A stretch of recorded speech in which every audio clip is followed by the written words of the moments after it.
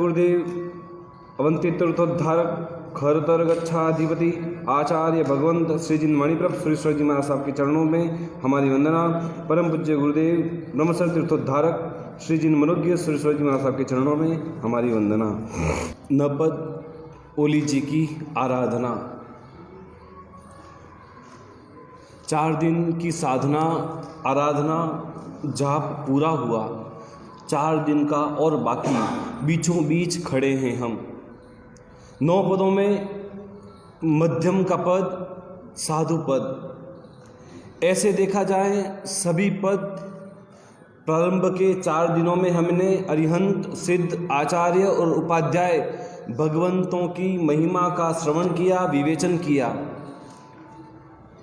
अरिहंत की जगह पर अरिहंत सर्वश्रेष्ठ, सिद्ध की जगह स्थान पर सिद्ध सर्वश्रेष्ठ, आचार्य भगवंत की बात करें वे भी सर्वश्रेष्ठ, उपाध्याय भगवंत की बात करें वे भी श्रेष्ठ, और आज साधु पद का दिन। साधु पद इन सब में सर्वश्रेष्ठ।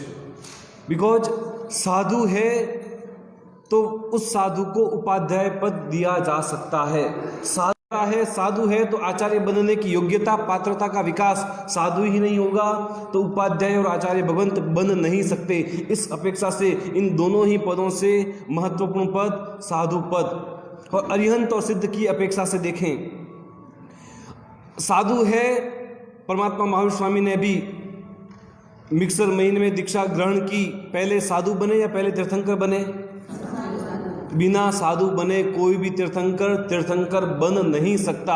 अरिहंत बनने के लिए भी सर्वप्रथम दीक्षा लेकर के साधु बनना ही पड़ता है। उसके बाद जब घाती कर्मों का क्षय होगा, केवल ज्ञान उत्पन्न होगा, तब वह तीर्थंकर कहलाएंगे। जब तक तीर्थंकर नहीं कहलाते, छद्मस्त अवस्था में साधु बने कोई भी जीव तीर्थंकर बन नहीं सकता, अरिहंत बन नहीं सकता। और दूसरा पद सिद्ध पद, बिना साधु बने कोई भी आत्मा मोक्ष में नहीं जा सकती।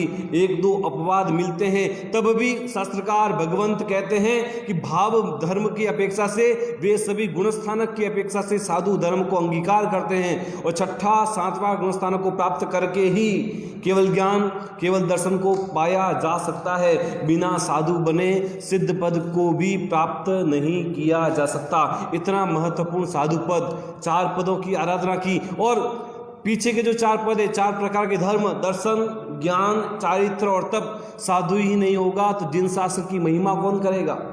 साधु ही नहीं होगा तो आगमों का अध्ययन अध्यापन ज्ञान की गंगोत्री कौन बहाएगा? साधु ही नहीं होगा तो चारित्र की सुवास कैसे फैलेगी? साधु ही नहीं होगा तो तपस्याओं की आराधना कैसे करनी है, कौन से तप में किस बात का ध्यान रखना है? साधु ही नहीं होगा तो तप धर्म का स्वरूप हमें कौन बताएगा? इस अपेक्षा से साधु पद है तो आचार्य उपाध्याय बन सकते हैं, साधु पद है तो तीर्थंकर बन सकते हैं, साधु पद है तो सिद्ध बन सकते हैं, साधु पद है तो दर्शन ज्ञान चारित्र और तप, इन चारों ही धर्म की आराधना की जा सकती है। इन शॉर्ट हम कहें 9 पदों में कोई आधार स्वरूप हो तो वह है साधु पद। 9 पदों में आधार स्वरूप हो तो वह है साधु पद। और 8 पदों का जो प्राण, साधु पद के सिवाय 8 पदों का प्राण कौन सा पद है? साधु पद। क्योंकि साधु पद है तो बाकी सभी की जान है। अरिहंत सिद्ध आचार्य उपाध्याय दर्शन ज्ञान चारित्र तप, इन 8 की जान किस में बसती है? साधु पद में। साधु है तो बाकी के 8 है, और साधु हटा दो तो बाकी किसी का स्वरूप नहीं बच सकता। इस प्रकार का अति महत्वपूर्ण साधु पद। और ऐसे साधु पद परमात्मा महावीर को वैशाख सुदी दशमी के दिन केवल ज्ञान उत्पन्न हुआ, और एक दशमी के दिन ही परमात्मा ने देशना प्रारंभ की। समवस्त्र में विराजमान होकर 2 घड़ी जितने काल तक परमात्मा ने देशना दी, परंतु शासन की स्थापना नहीं हो पाई। क्यों नहीं हो पाई?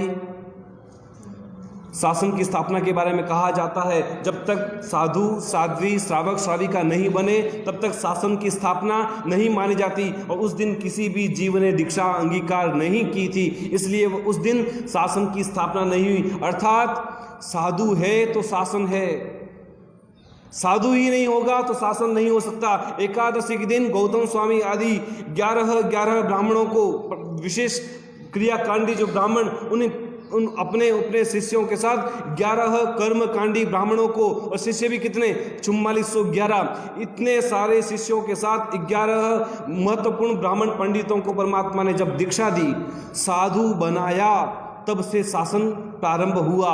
इसलिए शास्त्रों में पंक्ति आती है, न वीणा तिथम निगंथेहिम, न वीणा तिथम निगंथेहिम।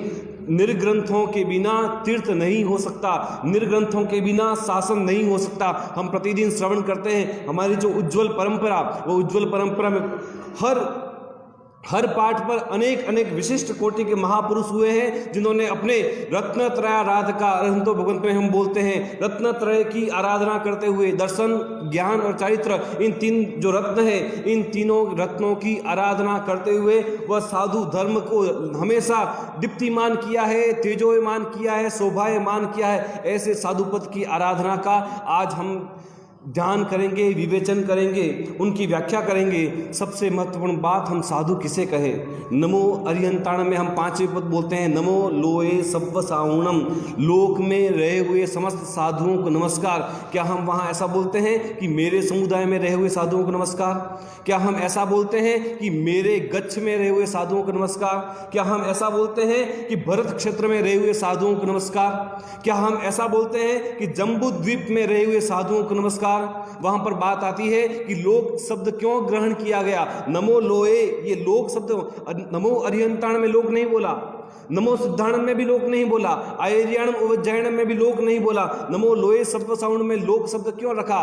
इसलिए रखा कि साधु केवल भरत क्षेत्र में ही नहीं है, साधु महाविद्य क्षेत्र में भी है, ऐरावत क्षेत्र में भी है, जम्बू द्वीप की अपेक्षा से। और दूसरा द्वीप घातकी खंड, धातकी खंड, दूसरा द्वीप धातकी खंड में भी भरत क्षेत्र, महाविद्य क्षेत्र और ऐरावत क्षेत्र। इसी तरह से अर्ध पुष्करावर्त द्वीप में भी भरत क्षेत्र, धातकी भरत क्षेत्र, महाविद्य क्षेत्र और ऐरावत क्षेत्र, ये जो 15 कर्म भूमि है, इन 15 ही प्रकार की कर्म भूमियों में परमात्मा का शासन चल रहा है। उन शासन में आराधना करने वाले जितने भी साधु साध्वी जी भगवंत है, उन सभी को मेरा नमस्कार। नमो लोए सब्व साउणम। अगर हम वहाँ पर ये भावना लाएं कि मेरे समुदाय के या मेरे ग्रुप के साधुओं को मैं मानता हूँ, बाकी को नहीं मानता, तो ये अपना कदाग्रह, और वो कदाग्रह हमें कहाँ लेके जाएगा कुछ भी पता नहीं। हाँ, इतना जरूर कह सकते हैं कि जो हमें किसी साधु या साध्वी के बारे में पता नहीं कि उनका आचरण कैसा है, उनका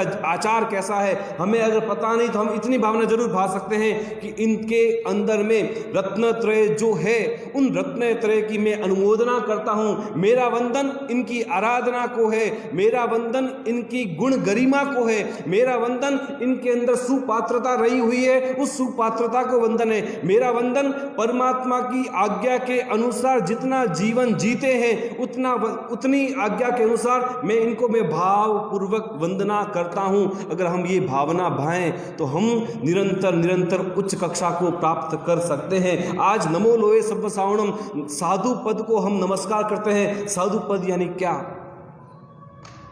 शास्त्रकार भगवंत साधु की भी व्याख्या करते हैं। साधु किसे कहते हैं? पहली व्याख्या, साधनोति इति साधु, जो साधना करता है वह साधु कहलाता है। हम सभी दीक्षा लेते ही महोत्सव जैसे ही पूरा हुआ, सबसे पहले आज्ञा आती है गुरु भगवंतों की, नवकार मंत्र की माला गिनो, उसके बाद ही पानी पिया जा सकता है। बिना नवकार मंत्र की माला गिने पानी पीने की भी आज्ञा नहीं है। सबसे पहले नवकार मंत्र की माला, पक्की माला, साधनोति इति साधु, साधना करे वह साधु। कितनी भी होश पूर्वक दीक्षा ले ले, जब तक नवकार मंत्र की आराधना नहीं की है, साधना प्रारंभ नहीं की है, तब तक बाकी कोई भी क्रिया करने की छूट उस जीव को, उस नूतन साधु या साध्वी को नहीं मिल सकती। पहली व्याख्या, साधनोति इति साधु। हम जो दीक्षा ली है, हमने सभी ने दीक्षा लेते ही हम अपने मन में अगर साधना की बात करें, साधना 4 प्रकार की, द्रव्य, क्षेत्र, काल और भाव।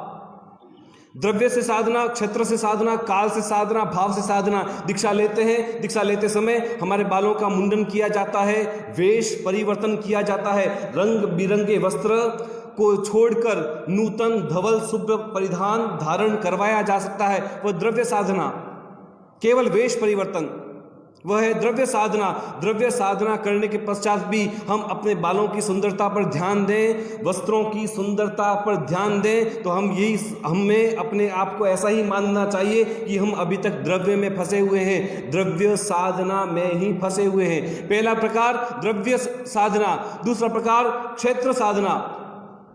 क्षेत्र की अपेक्षा से हमारा घर जो था सांसारिक अवस्था का, जिस मकान में हम रहते थे, विशेष प्रकार का जैसा भी मकान होगा, ईंट का, चूने का, पत्थर का, मार्बल का, एसी वाला रूम, कूलर वाला रूम, पंखे वाला रूम, उस घर को छोड़कर हम उपाश्रय में आए। और उपाश्रय में आने के बाद भी हम देखें हवा कहाँ से आ रही है, मैं वहाँ आसन बिछाऊं, प्रकाश कहाँ आ रहा है, मैं वहाँ पर बैठूं, लोग आ रहे हैं, मुझे सब लोग दिखने चाहिए, ऐसे स्थान पर मैं बैठूं, तो वहाँ पर यह मानना चाहिए कि हम द्रव्य से स्थान परिवर्तन हुआ है। एक घर को छोड़ा, दूसरे घर में द्रव्य से आए हैं, द्रव्य से हम आए हैं, परंतु जो हमारे मन में साधना की कक्षा में मतलब हमारे मन में होना चाहिए कि अब जब मैं सब सुख सुविधाएं छोड़ चुका हूं, तो क्या हवा और क्या गर्मी और क्या सर्दी, जहां पर मेरे से बड़े जो है वो सब बैठ जाए, एक बार मेरे साथ में जो है वो सभी बैठ जाए, फिर जो भी जगह मिलेगी, सर्दी लगेगी तो साधना करने का सौभाग्य मिलेगा, गर्मी लगेगी तो भी साधना करने का सौभाग्य मिलेगा। इस प्रकार से क्षेत्र की अपेक्षा से हम साधना में प्रवृत्त हुए या नहीं। काल की अपेक्षा से साधना। काल मतलब जहां पर वर्षावास हो, हमें कौन से स्थान पर बैठना है, सर्दी के समय में हम कौन से क्षेत्र में विहार करना है, सर्दी के क्षेत्र में गर्म प्रदेश में विहार करें, गर्मी के क्षेत्र में ठंडे प्रदेश में विहार करें, गर्मी के समय में हम हवादार गैलरी में शयन करें, सर्दी के समय में बंद रूमों में शयन करें। तो यह तो वैसी स्थिति, घर जैसी स्थिति थी, वैसी स्थिति यहाँ पर भी मानी जाएगी। ऐसे समय में हम सोचें कि परमात्मा ने जो चारित्र धर्म, श्रमण धर्म की प्ररूपणा की, वह श्रमण धर्म खुआ पिवासा सी उन्नम दंसा चेला रहित्यो, जो 22 परिसर है, वो 22 परिसर की मैं साधना करता हूँ, अपने शरीर को अगर साधता हूँ तो वह काल की अपेक्षा से मैं सही साधना कर पा रहा हूँ। और उसमें भी मैं अगर बांध छोड़ करता हूँ, अपवाद का सेवन करता हूँ और अपवाद को ही सत्य मानता हूँ, हो सकता है कभी कभार शरीर की प्रतिकूलता से हमें कभी कभी गुरु भगवंतों की आज्ञा पूर्वक अपवाद मार्ग का सेवन करना पड़े, तो वह उस समय में अपवाद मार्ग को सेवन करते समय बस ये स्थिति कब खत्म हो, कब मैं अपवाद को छोड़ूं, अगर इस प्रकार से अपने मन में हम भावना बाएं तो हम काल की अपेक्षा से भी हम सच्चे साधक कहे जा सकते हैं। और भाव की अपेक्षा से, भावों में मतलब कैसी भी स्थिति हो, हमारे मन में अरुचि भाव तो नहीं आ रहा है, हमारे मन में मान सम्मान का भाव तो नहीं आ रहा है। जब अब कभी भी अपमान की बात आती है, हमारे मन में समता रहती है या नहीं। जब कभी भी कोई व्यक्ति हमें एक वाक्य कहता है, हमें उस वाक्य को सुनकर अपने मन में शांत रहने का प्रयास कर पाते हैं या नहीं। अगर शांत रहते हैं तो हम कह सकते हैं भाव से मैं साधना कर रहा हूं। और एक शब्द को सुनकर 3 शब्द जवाब में हम दे दें, ईंट का जवाब पत्थर से अगर हम दे दें, तो भाव की अपेक्षा से भी मैं साधक नहीं कहा जा सकता। द्रव्य से साधना, क्षेत्र से साधना, काल से साधना और भाव से साधना, 4 प्रकार की साधना में मैं स्वयं कहाँ पर हूँ। और ऐसे समय में हम विचार करें तो द्रव्य, क्षेत्र, काल और भाव, इन चारों ही प्रकार से जो जीव, इन श्लोक में रहे हुए समस्त जीव जो साधना करते हैं, सच्चे श्रमण धर्म की आराधना करते हैं, नमो लोए सब्ब सावणम, ऐसे लोक में रहे हुए समस्त साधु साध्वी जी भगवंतों को मेरा नमस्कार। अगर ऐसी भावना बातें हैं तो समझना मेरा नमस्कार सार्थक है, उसके बिना मेरा नमस्कार सार्थक नहीं हो सकता। पहली व्याख्या, साधनोति इति साधुहु, जो साधना करता है वह साधु कहलाता है। और उसके बाद जो जीव साधना करता है, श्रमण धर्म की आराधना करता है, ज्ञान रत्नत्रय, ज्ञान दर्शन चारित्र की आराधना जब करता है, तब कष्ट हो सकते हैं, उपवास करेगा कष्ट, सिर दर्द हो सकता है, विहार करेगा पैरों में दर्द हो सकता है, भूख सहन करेगा, प्यास को सहन करेगा, भूख के समय में, प्यास के समय में शरीर परेशान हो सकता है। उस समय में दूसरी व्याख्या, सहते इति साधु, जो सहन करता है वह साधु। कष्ट आएंगे परंतु मैं सहन कर रहा हूं या नहीं, अगर मैं सहन करता हूं तो मैं साधु कहा जाऊंगा, और अगर मैं सहन नहीं करूंगा, सहन सर्दी को, गर्मी को, भूख को, प्यास को, विहार के श्रम को इत्यादि अनेक अनेक जो कष्ट आने वाले हैं, उन कष्टों को मैं अगर सहन करता हूं तो मैं साधु हूं। और उस समय में मेरे मन में समता का सागर हिलोले ले रहा हो, उस समय में मेरे मन में प्रशम रस निमग्नम, मेरे मन में प्रशम रस हो, शांत रस हो। वो शांत रस का मतलब आर्त ध्यान भी नहीं हो और रौद्र ध्यान भी नहीं हो। आर्त ध्यान और रौद्र ध्यान को हटाकर धर्म ध्यान और शुक्ल ध्यान में हम अपने मन को लगाएं। ऐसी अगर समता की साधना हम करें तो सहते इति साधु दूसरी व्याख्या सार्थक होती है। हमें साधु जीवन में कपड़े परिवर्तन हो जाते हैं, पर मन के जो विचार वह परिवर्तन नहीं होते, तो समझना द्रव्य से साधु हूं, भाव से साधु नहीं बना। अनुकूल परिस्थितियों में मैं आराम से रहता हूं, प्रतिकूल स्थिति जब आती है, आज जिस गांव में हम गए हैं, उपाश्रय पूरा पैक हो, पूरा भभका मार रहा हो, मिट्टी पड़ी हो, हवा नहीं आ रही हो, उस समय में चुपचाप दंडासन से प्रमार्जना करके आसन बिछाकर बैठ जाएं तो समझना मैं विशिष्ट रूप से साधना कर पा रहा हूं। और ऐसे समय में जो साथ में श्रावक हो, गांव वाले श्रावक हो, कैसा उपाश्रय बनाया है, कहीं हवा का रास्ता नहीं और कोई स्थान नहीं है क्या, और ऐसा उपाश्रय भी बनाया जाता है। उपाश्रय तो कैसा होना चाहिए, बाजू वाले गांव में जाके देखो कितना अच्छा उपाश्रय। अगर इस तरह से आसपास के गांव के किसी भी उपाश्रय की हम अनुमोदना करते हैं, उस उपाश्रय के बनाने में जितनी हिंसा हुई, आरंभ समारंभ हुआ, उस सभी आरंभ समारंभ का पाप हमें सहज रूप से लग जाता है। कर्मी विभंते में हम बोलते हैं न करेमी न कार्यमी करन तंपी अन्नम न समनुजानामी। जो करता है उसको हम भला नहीं समझें, और अगर भला भी समझें और भला भी बोल दें तो हम हकीकत में द्रव्य से भले ही साधु हैं परंतु भाव से साधु नहीं हुए। पानी गरम मिला, ठंडा मिला, मैं उस गरम जो पानी मिला उस पानी को गरम मिला तभी पी पा रहा हूं या नहीं, केवल और केवल जीभ, ठंडापन या गरमपन का एहसास कहाँ तक, जीभ तक, और आगे जाएं तो गले तक। केवल इतने से हिस्से के लिए अगर मैं ठंडे पानी को ठंडी के रूप में देखता हूं, अच्छे के रूप में जानता हूं, और गर्म पानी को मेरे लिए विकार वर्धक के रूप में मानता हूं, शरीर के लिए दोषित मानता हूं, तो समझना मैं अभी तक द्रव्य से साधु हूं, भाव से साधु नहीं हुआ। सहते इति साधु। और जब व्यक्ति सहन करता है, जब साधु सहन करता है, अनेक प्रकार के कष्ट आते हैं, और अनेक प्रकार के कष्टों में कभी कभी ऐसे भी कष्ट आते हैं जब उन विशिष्ट कष्टों में व्यक्ति का मन, साधु या साध्वी का मन विचलित हो जाता है। उस समय में साधु का मन घबरा जाता है, मन नहीं लगता, और जब मन नहीं लगता, पचखाण में भी एक आगर आता है सब्व समाही वत्तिया गारेणम। लगभग सभी पचखाणों में ये एक आगर होता ही है। नवकाश के पचखाण में 2 आगार, उसमें यह नहीं होता।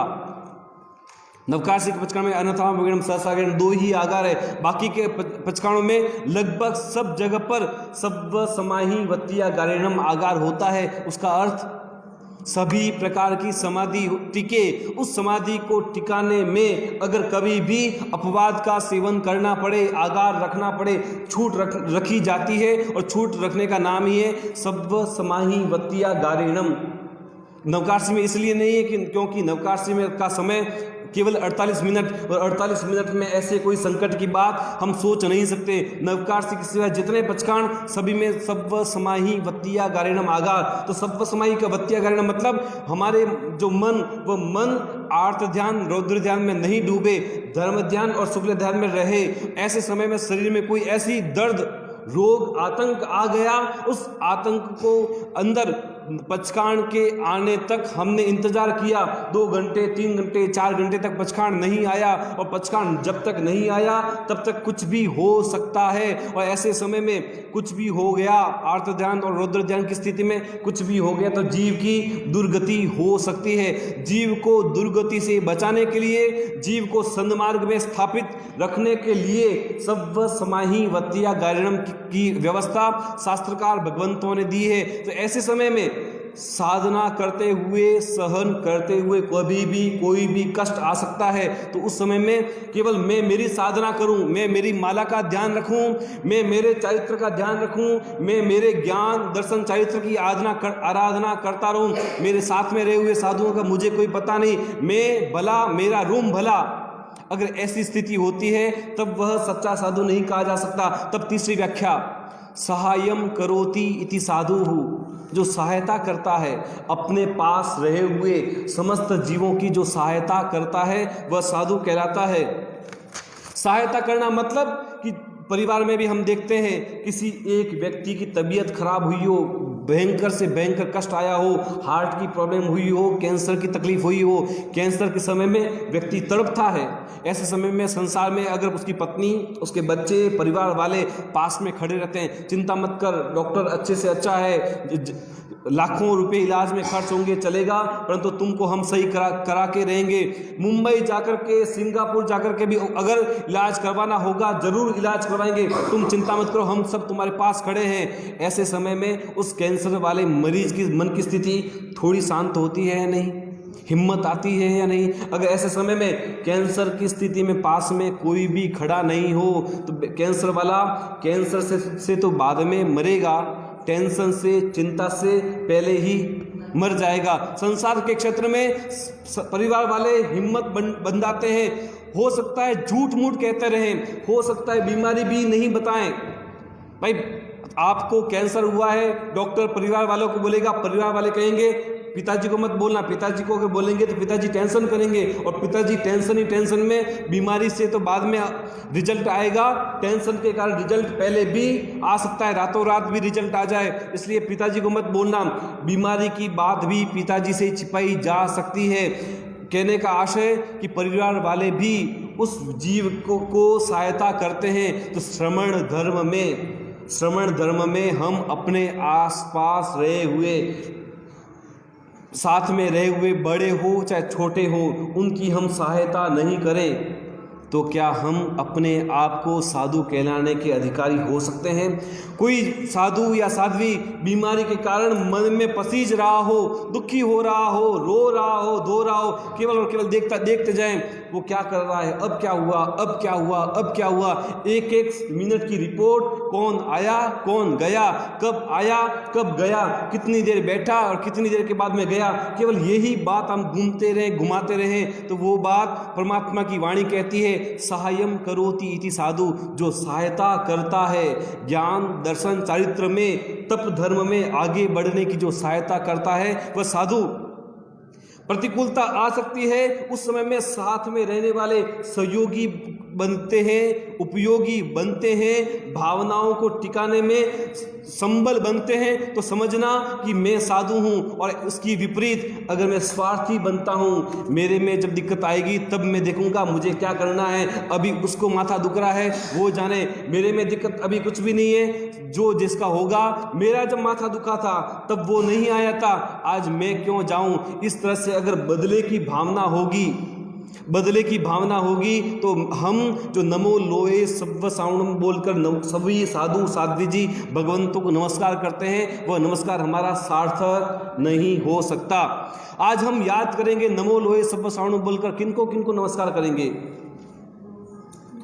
धन्नाणगार को याद करेंगे, धन्नाणगार काकंदी के दीक्षा ली, संसार के जो साधन भोग उपभोग सभी को छोड़कर दीक्षा ली। दीक्षा लेने के बाद पहले ही व्याख्या जीवन में उतारी, साधनोति इति साधु, मैं साधना करूंगा। और साधना की कक्षा में श्रेणी में कैसे चढ़ते हैं, बेला बेला तपस्या करते हैं। साधना करने के संसार में रहते हुए मैं रोज भोजन किया, 60 रस भोजन, 56 भोग रोज आरोगे। अब जब मैंने दीक्षा ले ली है, पहली व्याख्या साधनोति इति साधु, अब मैं साधना करूंगा, बेले बेले पारना। और पारने में भी 6 विगई का उपयोग है, आयम्बिल, पारने में भी आयम्बिल। और आयम्बिल की गोचरी भी कब लेने जाना, जब लोगों के घर में रसोड़े का काम खत्म हो गया हो, 12-1 बजे तक सभी का भोजन संपूर्ण हो गया हो, ऐसे समय में आयम्बिल को लेने के लिए जाना। उस समय में आयम्बिल खाते क्या, जब अपने अपने घर में जो लोग खाना बनाते हैं, खाना बनाने के बाद में सबका भोजन हो चुका, क्या बचेगा खाने में। और उस समय में वो धन्ना अणगार गोचरी पदार्थ हैं, तो आइमिल की रसोई क्या मिलेगी? कोई सूखे भात हो, चावल हो जिसमें घी नहीं डाला हो, ऐसे जो चावल साइड में पड़े हो, रोटी बनाई हो, वो रोटी कोई तवे से नीचे गिर गई हो, साइड में पड़ी हो, जो रोटी ज़्यादा जल गई हो या कच्ची रह गई हो, वो रोटी जो साइड में पड़ी है, जिस रोटी पर घी नहीं लगाया जाता, ऐसी कोई रोटी, बिना घी वाली कोई रोटी पड़ी हो साइड में, उस रोटी को देखकर धन्ना अणगार सोचते हैं आइम्बिल में ये रोटी कल्पेगी या नहीं। ऐसे चावल और पंक्ति आती है ढाल में, माखी पण नहीं वंचे जहने, मक्खी भी जिस पर बैठने की इच्छा नहीं करे। मक्खी किस पर नहीं बैठती? जिसमें रस नहीं होता, जिसमें टेस्ट नहीं होता, ऐसे भोजन पर मक्खी नहीं बैठती। मक्खी भी जिस भोजन पर नहीं बैठती हो, ऐसे भोजन को धन्ना अणगार गौर के लाते हैं। और कैसे भोजन करते होंगे? हम तो आइम्बिल करते हैं, देखते हैं खम्मण गर्म है या नहीं, रोटी ठंडी कैसे आ गई, पटोलिया आज नमक ज़्यादा कैसे हो गया, नमक का ध्यान क्यों नहीं रखा। अगर ऐसे समय में हम धन्ना अणगार को याद रखें, सामान्य भोजन भी करते हैं, आज तेल ज़्यादा कैसे हो गया, आज मिर्ची इतनी कैसे डाल दी, धन्ना अणगार को याद करें कि धन्ना अणगार आइम्बिल कैसे करते थे। मुझे तो इतना भोजन मिल रहा है, तो जो भोजन मिल रहा है उसे मैं समता से भोजन कर लूँ, वैसा तो भोजन नहीं कर रहा हूँ जैसा धन्ना अणगार करते थे। वैसी गवेषणा तो मुझे नहीं करनी पड़ रही है जैसी गवेषणा धन्ना अणगार करते थे। ऐसे समय में धन्ना अणगार को याद करें तो हमारे कर्मों के बंध कितने कम हो सकते हैं। साधनोति इति साधु बोलते समय धन्ना अणगार को याद करना है। नमो लोए सब सावण बोलकर हमें उन्हें वंदना करनी है। और दूसरी व्याख्या सहते इति साधु, जो सहन करता है वह साधु। सहते इति साधु किसको याद करेंगे? गज सुकुमाल, अवंती सुकुमाल, मेतारज, खंदक मुनि, कितने कितने मुनि भगवंत कल्याण किया, अपना चरणों में वंदन हो।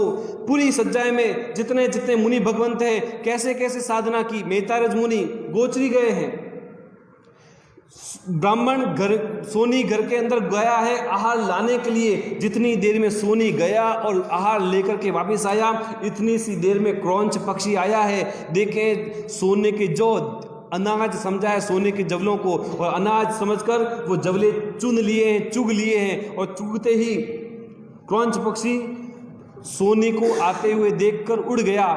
मुनिराज खड़े हैं, वह सोनी आता है, मुनि भगवंत को गोचरी वहराता है, मुनि भगवंत पधार जाते हैं। पीछे से सोनी की नज़र उस बर्तन पर पड़ती है जिसमें सोने के जवले उसने अभी अभी बना के रखे थे। देखता है मेरे सोने के जवले गायब है। तुरंत मन में आता है कि अभी और कोई आया ही नहीं, एक बस वो मुनि भगवंत आए थे, जैनों के मुनि भगवंत आए थे, गोचरी वहर के चले गए, और कोई आया नहीं। इसका मतलब कौन लेके गया? वो ही लेके गए होंगे। पीछे पीछे गया दौड़ते हुए, रुकिए महाराज साहब रुकिए, क्या हुआ? आप ऐसे शरीफ बन करके कहाँ जा रहे हैं? इतने भोले बन रहे हैं, मेरे सोने के जवले गायब हो गए, बताओ आपने कहाँ छुपाए हैं? क्योंकि सोने के जवलों की चोरी करके कोई आप पात्रों में तो लेके जाने से रहे, कहाँ छुपाए हैं? बताओ कहाँ छुपाए हैं? मुनि भगवंत देखा तो उन्होंने भी था कि क्रौंच पक्षी आया है, सोने के जवले चुग करके वह पक्षी उड़ गया, और वह सोनी मुझ पर यह आरोप लगा रहा है। अब मुनि भगवंत सोचते हैं मैं अगर सत्य बोलूँगा तो उस पक्षी की हत्या हो सकती है। वह सोनी अपने जवों को प्राप्त करने के लिए पक्षी को भी मार सकता है। इस समय में सहते इति साधु, जो सहन करता है वह साधु है। और इसी अपेक्षा से मुनि भगवंत खड़े हुए हैं। वह सोनी चमड़े का बेल्ट लाया है, भिगोया है, बांधा है। उसकी जो मेताराज मुनि की जो स्थिति, सिर की नसें फूटने लग गई है, सहन कर उन जवों को गिराता है।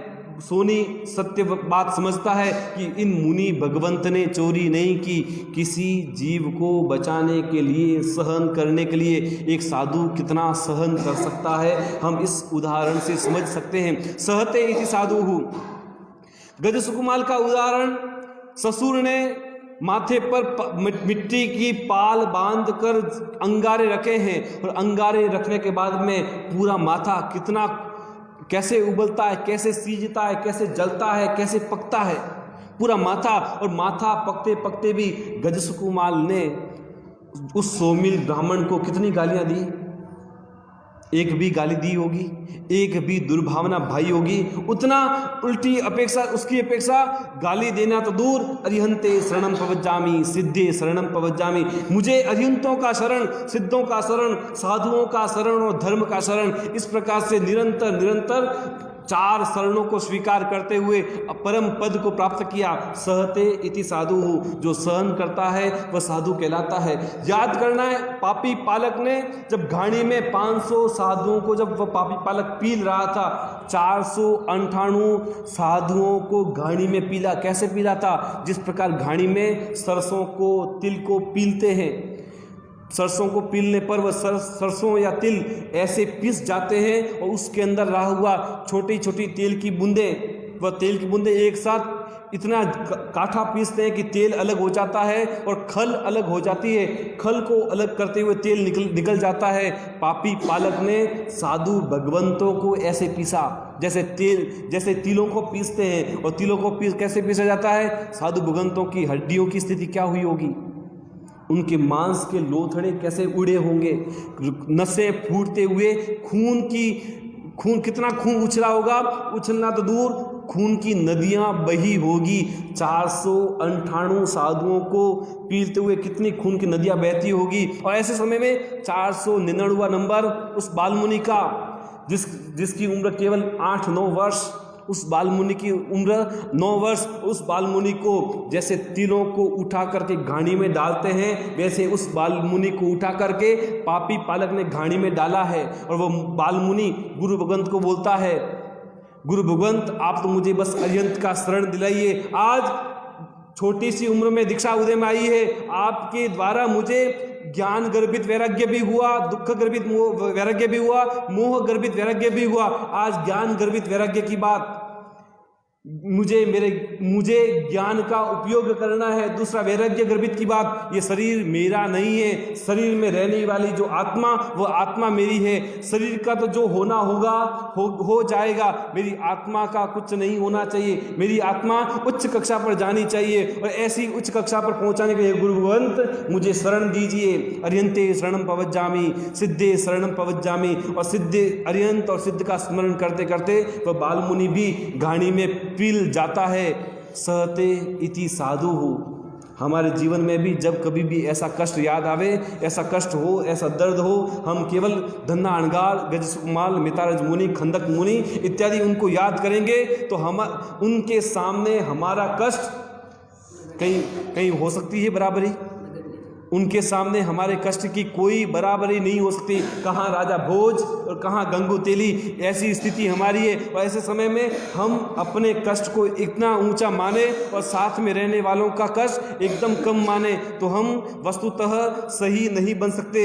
हमें याद करना है सिंह अणगार को, उनके जीवन में भक्ति के प्रधानता, परमात्मा की भक्ति कैसी देख समझ नहीं हो तो सिंह अणगार को देखें। सिंह अणगार प्रसिद्ध साधु, महान साधक आत्मा, निरंतर कौशल, योग, ध्यान, तपस्या इत्यादि के द्वारा अपने जीवन में ज्ञान, दर्शन, साहित्य की निरंतर आराधना करने वाले सुप्रसिद्ध साधु एक बार जंगल में पेड़ के नीचे खड़े थे।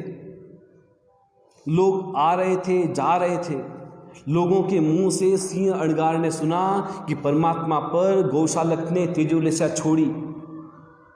तेजोलेशा के कारण परमात्मा का शरीर काला पड़ गया, परमात्मा को रक्त की दस्त हो रही है, परमात्मा के शरीर में जलन हो रही है। सिंह अणगार कौशक में खड़े थे, परमात्मा की बात आई, परमात्मा महावीर नाम सुना, तुरंत उपयोग गया कि क्या बात चल रही है, परमात्मा महावीर का नाम कैसे आया।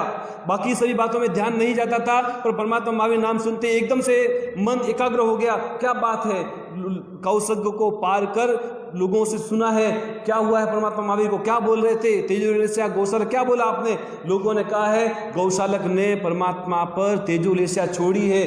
पूरी बात सुनते ही सिंह अणगार मन में सोचते हैं उस गौशालक को केवल परमात्मा मिले, मेरे परमात्मा के शरीर में कष्ट, हे भगवान मेरे परमात्मा कैसे सहन कर रहे होंगे, किस प्रकार से परमात्मा के शरीर में दाह हो रहा होगा, कितनी जलन हो रही होगी, मेरे परमात्मा के शरीर में जलन। सिंह अणगार वहीं पर जंगल में बैठकर जोर जोर से रोने लगते हैं और इधर परमात्मा महावीर समोवसरण में विराजमान है।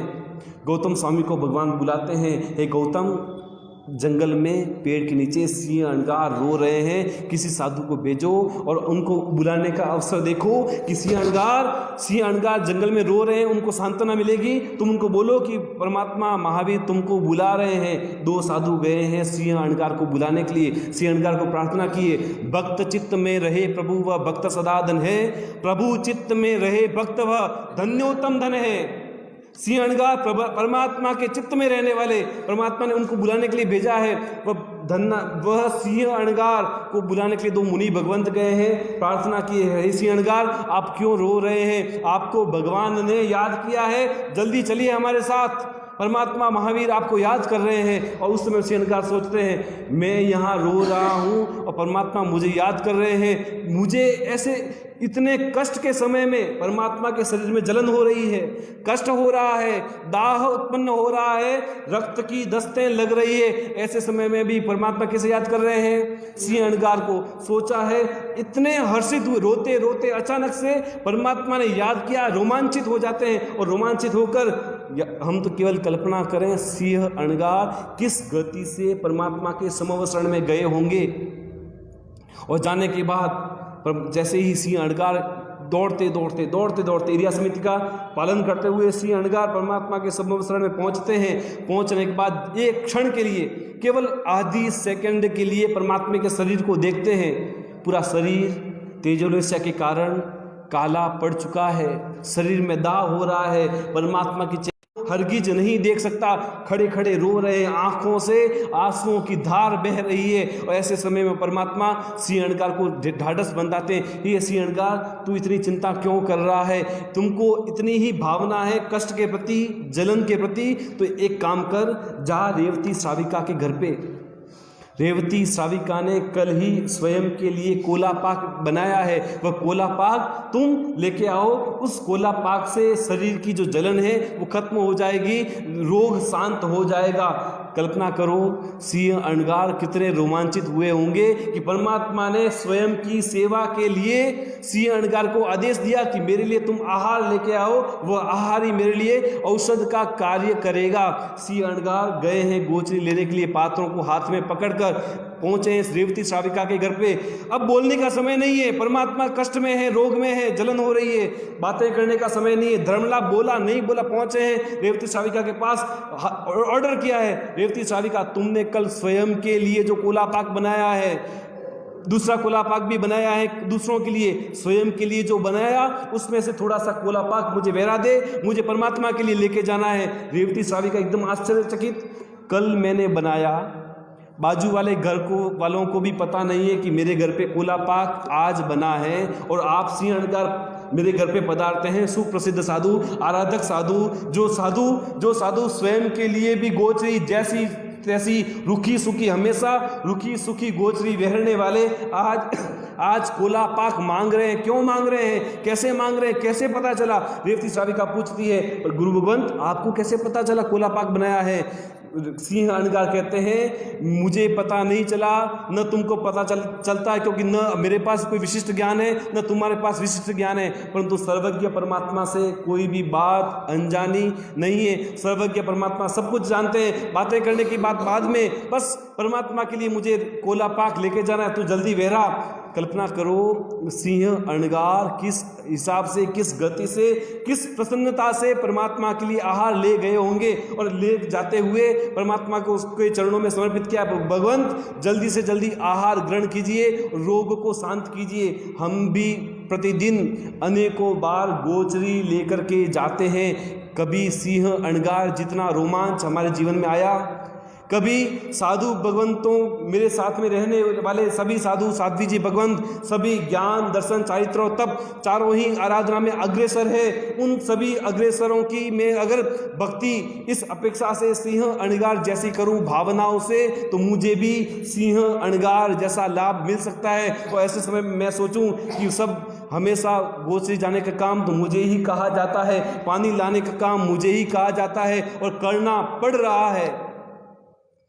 छोटा हूँ या बड़ा हूँ, बस मैं पढ़ नहीं पाता या मैं सीख नहीं पाता, सब मुझे सुनाते हैं, सब मुझे बोलते हैं। इस अपेक्षा से अगर हम सेवा करते हैं, व्ययावच करते हैं, तो काम करते हुए भी हम लाभ नहीं कमा पाते। और अगर सिंह अणगार जैसी भावना भाएं तो काम करने के बाद भी उत्कृष्ट कोटि का पुण्य इकट्ठा कर सकते हैं। पूर्व के अनेक